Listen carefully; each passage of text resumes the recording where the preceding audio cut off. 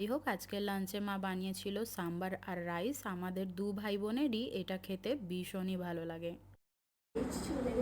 এই যে আমার ভাইরাল স্টুডেন্ট পড়তে এসছে।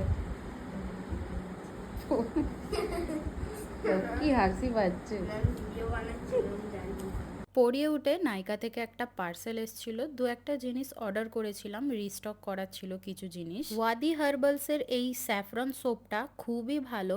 এমনিতে আমরা বডি ওয়াশ ইউজ করি, কিন্তু তার সাথে সাথে এই সোপটাও মাঝের মধ্যে ইউজ করা হয়। সোপটা ভীষণই ভালো, আর তার সাথে শ্যাম্পুটাও শেষ হয়ে গেছিল, তাই ট্রেসেমির এই কেরাটিন স্মুথটাও অর্ডার করে নিয়েছিলাম। আর ড্রাগন ফলের ভিডিও তো তোমাদের সাথে আমার শেয়ার করাই হয়নি, তবে ড্রাগন ফল যখন তোলা হয়েছিল তখন আমি এই ভিডিওগুলো করে রেখেছিলাম। আমাদের গাছের প্রথম ড্রাগন ফল ভিডিও না করে রাখলে হয়, আর তোমাদের সাথে শেয়ার করব না এটা তো হতেই পারে না। ড্রাগন গাছটা মা যার থেকে নিয়েছিল সে কিন্তু মাকে বলেছিল যে ড্রাগন ফলের ভেতরটা গোলাপি, তবে আমি যতক্ষণ না চোখে দেখছিলাম না আমার ঠিক শান্তি হচ্ছিল না। গাছের প্রথম ফল ঠাকুরকে প্রসাদে দিয়ে তারপরেই আমরা খেয়েছিলাম, তো প্রথম ফলটা কেটে দেখলাম যে না, ভিতরটা সত্যিই গোলাপি। আর ফলগুলো ছোট ছোট হলেও এই কটা ফলই আমরা সবাই মিলে ভাগ করেই খেয়েছি। অরিত্রদেরও একটা দিয়েছিলাম, মাসিমণিকে একটা দিয়েছিলাম। আর জীবনের প্রথমেই নিজের গাছের ড্রাগন ফল খেয়ে কেমন লাগলো সেটা তোমরা নিজেই শুনে নাও।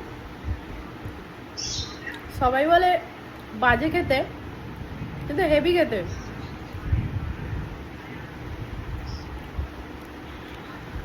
মানে মিষ্টি আছে, বলে যে মিষ্টি হয় না, কিন্তু মিষ্টি